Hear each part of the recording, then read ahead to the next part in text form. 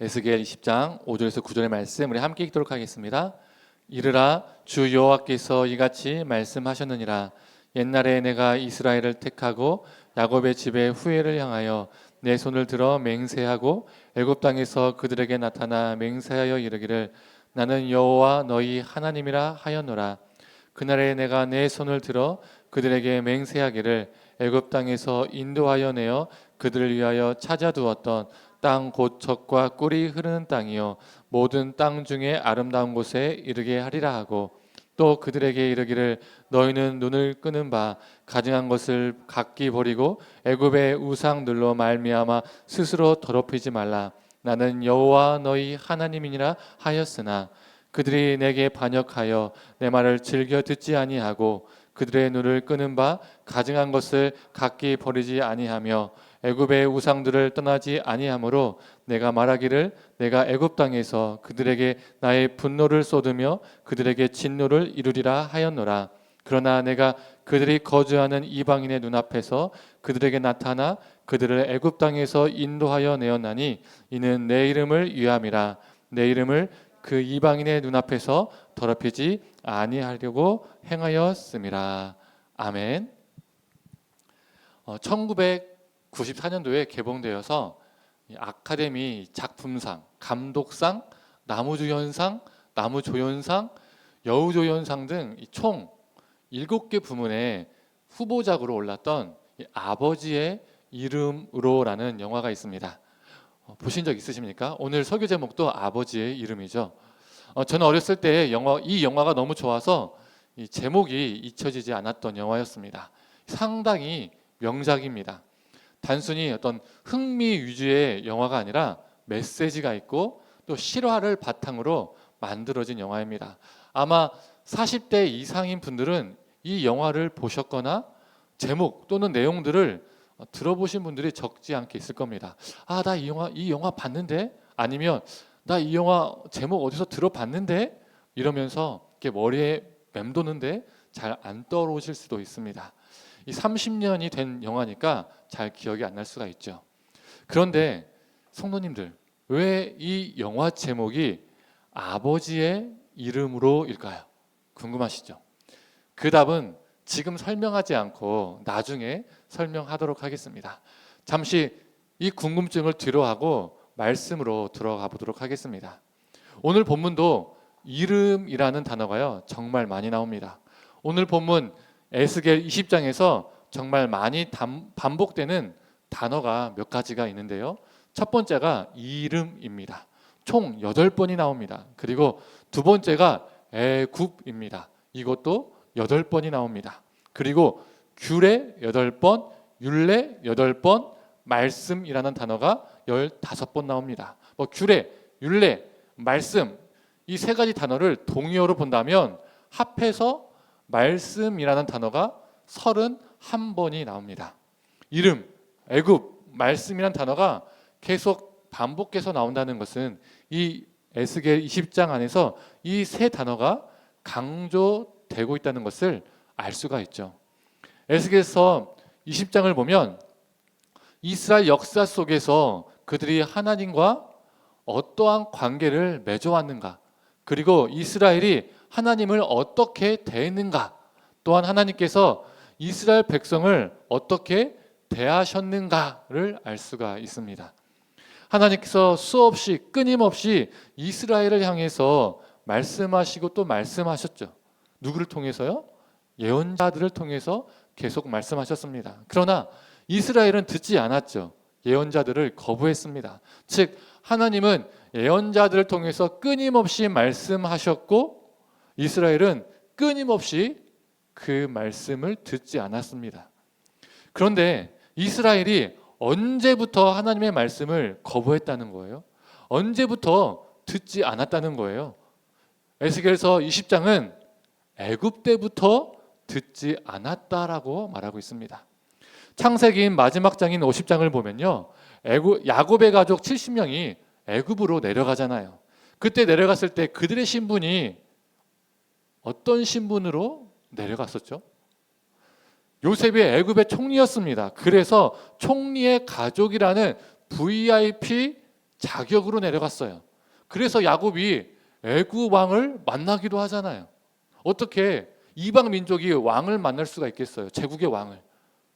VIP 자격으로 내려갔기 때문에 야곱이 애굽 왕과도 인사를 하고요, 살 땅도 받게 되었습니다. 그런데 바로 한 장만 넘기면 어떤 내용이 나오죠? 출애굽기 1장이 나옵니다. 출애굽기 1장을 보면 총리의 가족이라고 하는 이 VIP 자격으로 내려갔던 사람들이 어떻게 됐습니까? 강제 노역에 시달리는 종이 됐습니다. 노예가 되었어요. 창세기 50장에서 딱 한 장만 넘겼을 뿐인데 출애굽기 1장은요 완전히 다른 신분입니다. 우리에게는 한 장이지만 그래서 그 간격이 매우 짧게 느껴지고 크게 느껴지지 않지만 실제로는 이 한 장의 시간적 간격이요 엄청나게 큽니다. 몇 년입니까? 400년이에요. 400년. 이 한 장의 간극이 하나님께서 이들의 신음소리를 들으시고 이들을 애굽으로부터 구원하시기로 결심하셨죠. 이때 하나님께서 누구를 부르십니까? 모세죠. 하나님께서 모세를 부르실 때 그 부르심이 모세 입장에서는요 상당히 부담스러웠습니다. 그래서 모세가 한 말이 있죠. 그 핑계가 있죠. 우리가 잘 알고 있는 것처럼 모세가 하나님을 향해서 하나님 저는요 말을 잘 못합니다. 좀 어두네요 말이. 버벅거려요. 이렇게 말하니까 하나님께서 네 형 아론은 말을 참 잘한다. 그래서 내가 너에게 네 형 아론을 붙여줄게. 걱정하지 마. 이렇게 말씀하시죠. 이 내용은 우리가 잘 알고 있는 내용입니다. 그런데 모세가 이 말 말고도요 또 다른 말을 하나님께 합니다. 우리는 보통 하나님 저는 말을 잘 못해요. 그럼 하나님이 내가 너에게 네 형을 붙여줄게. 이 대화만 기억하죠. 그러나 이 대화 말고요 또 다른 대화가 있어요. 그런데 그 또 다른 대화는요 우리가 무심코 지나가는 경우가 참 많이 있습니다. 그래서 잘 기억을 못해요.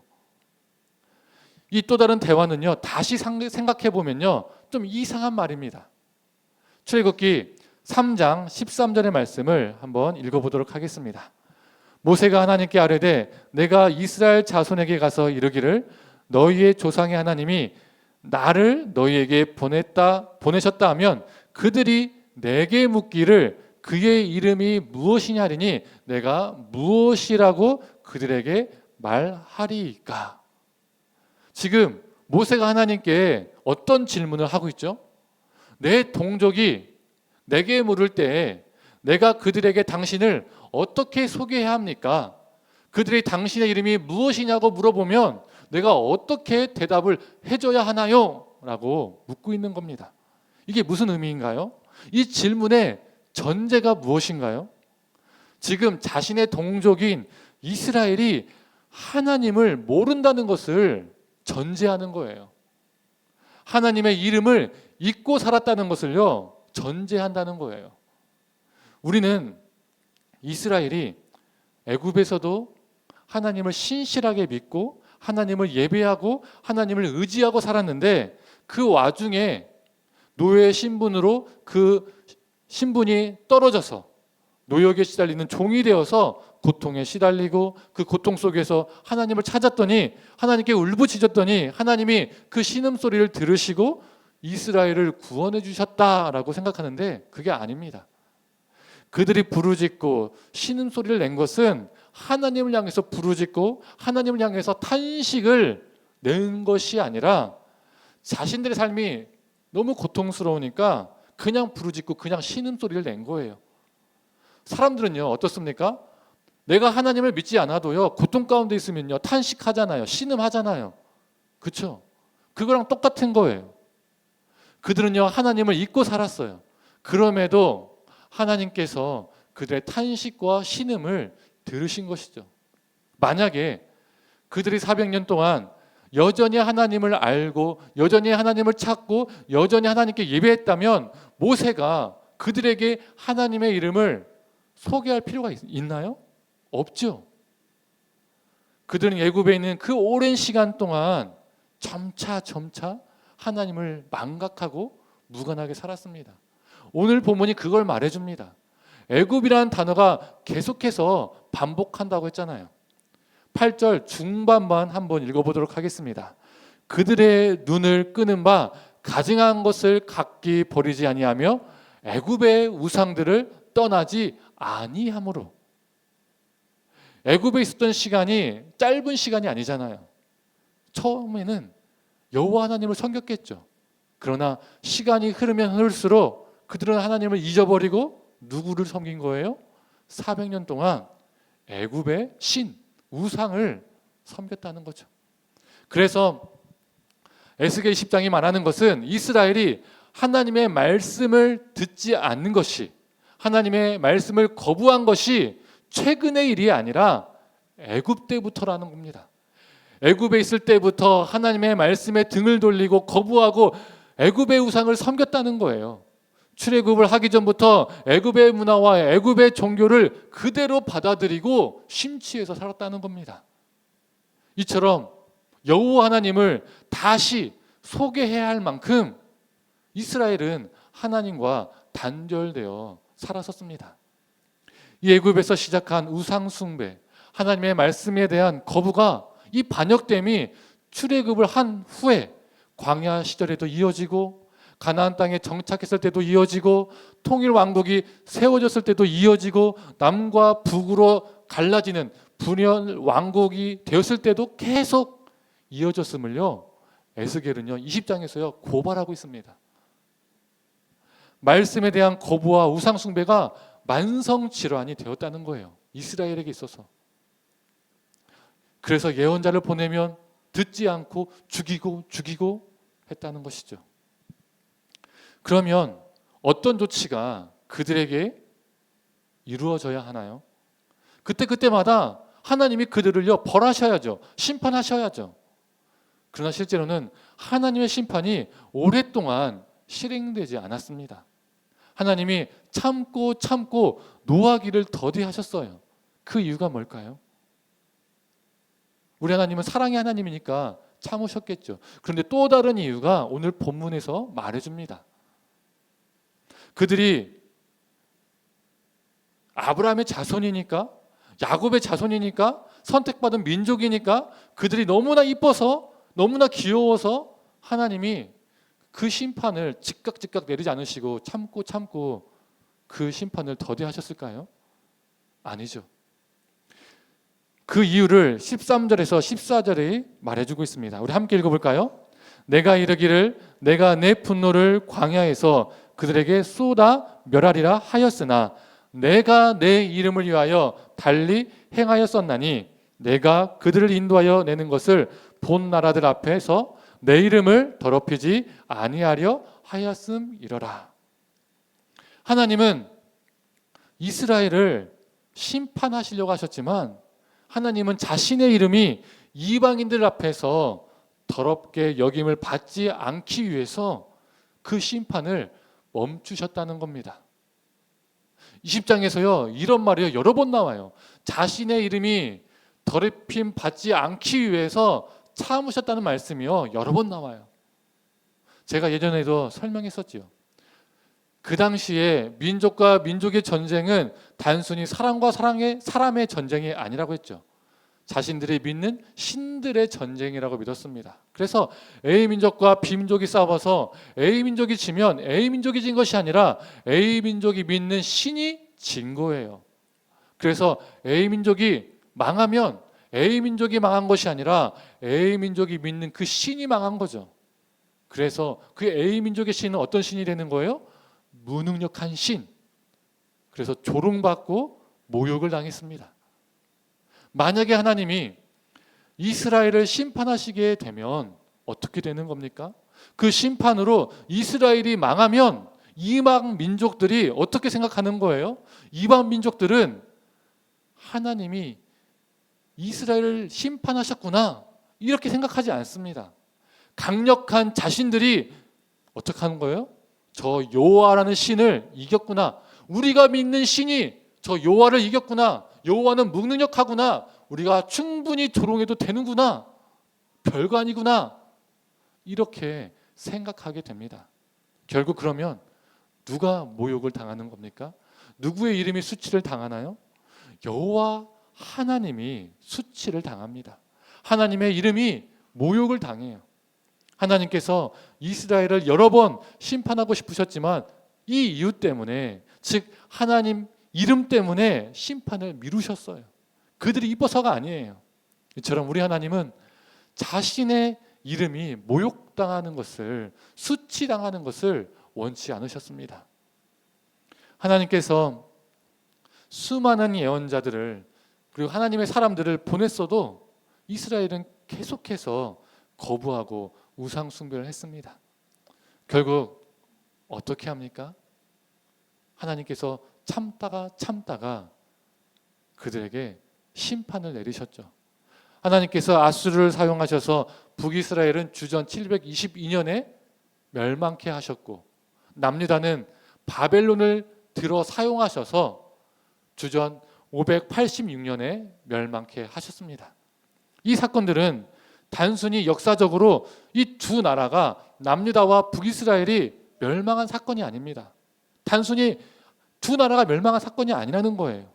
하나님께서 자신의 이름이 모욕당하는 것을 감수하시고 자신의 이름이 수치당하는 것을 감당하시고 두 나라를 멸망시킨 사건입니다. 우리는 북이스라엘과 남유다의 멸망을 보통 어떻게 봅니까? 죄로 인한 심판으로만 봅니다. 그러나 그 안에는 또 다른 깊은 의미가 담겨져 있습니다. 자신의 이름이 수치당하는 것을, 모욕당하는 것을 너무나도 싫어하시는 우리 하나님이, 너무나도 원치 않으시는 우리 하나님이 이스라엘을 깨우치시기 위해서 친히 그 수치와 모욕을 감당하신 거예요. 저는요, 이 부분이 너무나 울컥할 정도로 은혜가 되더라고요. 자신의 백성을 돌이키시기 위해서 하나님이 친히 스스로 수치를 당하셨구나, 친히 모욕을 당하셨구나, 이 생각을 하니까 울컥했었습니다. 이처럼 오랜 세월 동안 이스라엘의 불순종과 패역함 때문에 이스라엘의 멸망으로만 끝나는 것이 아니라 하나님의 이름이 더럽혀졌습니다. 하나님의 이름이 사람들에게 짓밟혔습니다. 하나님의 이름이 조롱과 멸시를 받게 되었습니다. 성도님들, 이스라엘이 하나님의 말씀을 거부한 최고의 사건이 무엇입니까? 하나님께서 자신의 백성을 위해서 친히 수치를 당하신 최고 절정의 사건이, 그 마침표를 찍은 사건이 무엇입니까? 바로 말씀이신 우리 예수님이 이 땅에 오시고 십자가에 죽으신 사건이죠. 그 당시에 신이 인간이 된다? 이건요, 말도 안 되는 사건입니다. 수치스러운 거예요. 수치스러운 거. 그런데 우리 성자 하나님 예수님께서 친히 그 수치를 감당하시고 인간의 몸을 입고 오셨습니다. 그러나 어땠습니까? 백성들은, 사람들은 예수님을 거부했죠. 예수님은 조롱과 핍박과 고난을 당하셨고 결국 수치와 모욕의 상징인 십자가 위에서 죽으셨습니다. 하나님의 이름으로 하나님을 죽인 사건이 바로 십자가 사건입니다. 이렇게 우리 예수님은 모욕과 수치를 당하셨습니다. 그런데 하나님의 이름이 모욕을 받은 사건은 구약에서만, 그리고 신약에서만, 2000년 전에서만 끝나는 것이 아니라 지금도 이루어지고 있습니다. 우리는 보통 하나님의 이름을 모욕하는 사람들 생각하면 누구를 생각합니까? 하나님을 믿지 않는 사람들, 교회와 기독교를 비판하는 사람들을 생각하죠. 심지어 목사를 비판하는 사람들, 이런 사람들을 하나님을 모욕하는 사람들이라고 생각할 때가 있습니다. 그러나 결코 아닙니다. 로마서 2장 24절의 말씀입니다. 우리 함께 읽어볼까요? 기록된 바와 같이 하나님의 이름이 너희 때문에 이방인 중에서 모독을 받는도다. 여기서 너희는 누구입니까? 이방인입니까? 아니에요. 불신자들입니까? 아니에요. 여기서 너희는 하나님을 나의 주인이라고 부르는 자들, 예수 그리스도를 나의 주님이라고 고백하는 자들입니다. 불신자들 때문에 하나님의 이름이 모독을 받으시는 것이 아니라 우리 믿는 자들 때문에 하나님의 이름이 모욕을 받는 겁니다. 오늘 예수의 말씀과 일맥상통하죠. 일맥상통해요. 믿는 백성들 때문에 하나님의 이름이 모욕을 당했어요. 우리 TV나 인터넷 기사를 보면 어떻습니까? 정치, 경제, 사회 등 여러 분야에서 일어나는 불의와 불법에 기독교가요, 교회가, 목사가, 믿는 자들이요 연루되어 있는 일들이요 자주 있습니다. 사회적 물의를 일으켰는데 알고 보면 목사, 장로, 권사예요. 교회가 있어요. 최근에도 어떤 일이 있었습니까? 서희건설의 회장이 교회 장로라고 하죠. 큰 교회 장로입니다. 대형 교회 장로. 교회를 열심히 하고요, 신앙서적도 낸 사람이었습니다. 그런데 영분이었던 김건희 씨에게 6천만 원의 상당의 곡과 목걸이와 브로치와 귀걸이 등 값비싼 귀금속들을 뇌물로 준 사건이 드러났죠. 이건 진보냐 보수냐의 문제가 아닙니다. 하나님의 이름이 모욕을 당하는 거예요. 불신자들 때문에 하나님은 어떻게, 이 불신자들의 눈에 하나님이 어떻게 비춰지겠어요? 그들의 눈에는 불의와 불법도 용납하는 신이 돼버립니다. 야, 저들이 믿는 신은 그걸 다 눈 감아주는가 보다. 그러니까 저렇게 하는가 보다. 하나님의 이름이 너희 때문에 이방인 중에서 모독을 받는도다라는 말을 우리는 되새겨야 합니다. 우리 심령에. 예수님께서 십자가에 못 박히기 전 공생의 기간 동안에 우리에게 가르쳐 주신 기도가 있습니다. 주기도문이죠. 이 기도가 처음에 어떻게 시작합니까? 마태복음 6장 9절의 말씀입니다. 그러므로 너희는 이렇게 기도하라. 하늘에 계신 우리 아버지여, 이름이 거룩히 여김을 받으시오며. 여기서 거룩히 여김을 받으시오며 라는 이 문장은요, 수동태입니다. 누구에 의해서 하나님의 이름이 거룩히 여김을 받는 거예요? 하나님께서 하나님의 이름을 스스로 거룩하게 하시지만 누구를 통해서 거룩히 바뀜을 원하실까요? 영광 받기를 원하실까요? 첫 번째로는 당신의 백성을 통해서 거룩히 여김을 받으시기를 원하시겠죠. 그런데 여기에서 끝나는 것이 아니라 두 번째로 하나님의 백성의 순종과 경외를 통해서 세상 만민들이 하나님의 이름을 조롱치 아니하고 멸시하지 아니하고 정말 하나님은 거룩하신 분이시구나, 정말 하나님은 사랑의 하나님이시구나, 공의 하나님이시구나, 믿는 자들이 말하는 것처럼 하나님은 정말 위대하신 분이시구나, 이렇게 세상 만민을 통해서 우리 하나님이 거룩히 여김을 받으시는 겁니다. 이것이 주기도문의 첫 시작이에요. 첫 간구. 성도님들, 이 기도는요 간구형이지만 이 간구가요 현실이 되려면 반드시 무엇이 필요합니까? 그냥 주기도문만 달달달달달 외우는 것이 아니죠. 우리의 결단과 순종이 필요합니다. 우리의 거룩하고 신실한 진실한 삶이 요구됩니다.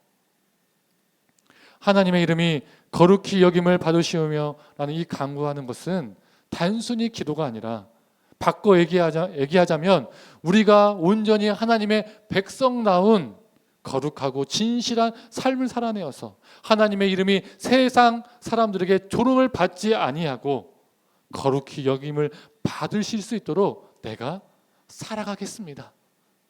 결단하는 실천의 기도입니다.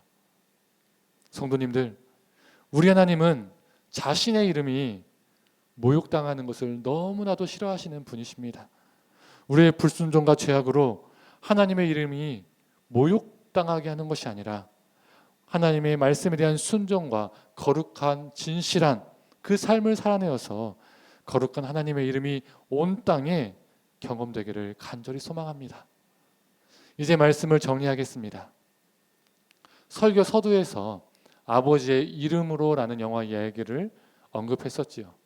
이 영화는 실화를 바탕으로 만들어진 이야기라고 했었습니다.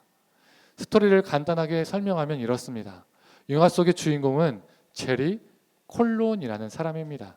그는 반항적이고 소매치기로 하루하루를 무의미하게 살았던 사람이었습니다. 그런데 갑자기 폭탄 테러가 일어났는데 그가 범인으로 지목이 됩니다. 그가 소매치기 이 잡범인 것은 맞지만 폭탄 테러범은 아니었습니다. 그러나 경찰은 그를 잡아다가 조사를 했습니다. 그런데 말이 조사지 고문에 가까웠습니다. 결국에는 그 고통을 견디지 못하고 거짓 자백을 했습니다. 그 자백으로 자신과 자신의 아버지 그리고 지인들이 누명을 쓰고 감옥에 가게 됩니다. 그의 아버지는 주인공과 달리 평생을 정직하고 성실하게 살아온 사람이었습니다. 그런데 아들의 거짓 자백 때문에 함께 감옥에 가게 된 것이죠. 억울하게 감옥에 갇힌 이 주인공은 절망과 분노에 갇혀 살았지만 반면 그의 아버지는 감옥에서도 정의와 진실을 잃어버리지 않고 동료 수감자들에게 글을 가르치고 그들의 권리를 옹호하고 부당함에 맞서 싸웁니다. 그러다가 건강이 좋아지지 않아서 투옥증에 죽습니다. 주인공은 이런 아버지의 숭고한 삶을 보면서 변하기 시작합니다. 아버지의 죽음은 그의 새로운 시작이었습니다. 가족과 진실과 그리고 정의를 위해서 싸우겠다라고 다짐합니다. 그 아버지의 삶과 죽음이 그를 변화시킨 거예요. 그리고 인권 변호사를 만나게 되고 그 변호사와 진실을 밝히고 정의를 위해서 싸웁니다. 결국에는 법정에서 무죄 판결을 받습니다. 무죄 선언을 받고 자유가 된 그가 영화 마지막에서 아버지의 이름으로 내가 싸우겠다라고 말을 남깁니다. 그래서 영화 이름이 아버지의 이름으로입니다. 아버지의 숭고한 삶과 죽음이 그를 변화시켰고 그는 새로운 사람이 되었습니다. 그는 아버지의 이름으로 불의에 저항하고 진실과 정의를 위해서 살겠다라고 다짐합니다. 그리고 그는 그렇게 살았습니다. 성도님들, 우리 삶도 이러했으면 좋겠습니다. 우리 예수님의 거룩하고 신실하고 숭고한 삶과 죽음이 우리를 변화시켰습니다. 우리를 새로운 존재로 만들었습니다. 우리도 아버지의 이름으로 이 땅에서 거룩하게 살아가기를 소망합니다. 우리의 반역과 불순종 때문에 우리 하나님의 이름이 모욕을 당하는 것이 아니라 우리가 하나님의 말씀에 순종하며 거룩하고 진실하게 살아내어서 우리 하나님의 거룩한 이름이 이 땅에 드러나고 세상도 우리 하나님의 이름을 경험하고 믿는 역사가 충만하게 일어나기를 간절히 축원합니다. 이 시간 함께 찬양하고 기도하도록 하겠습니다.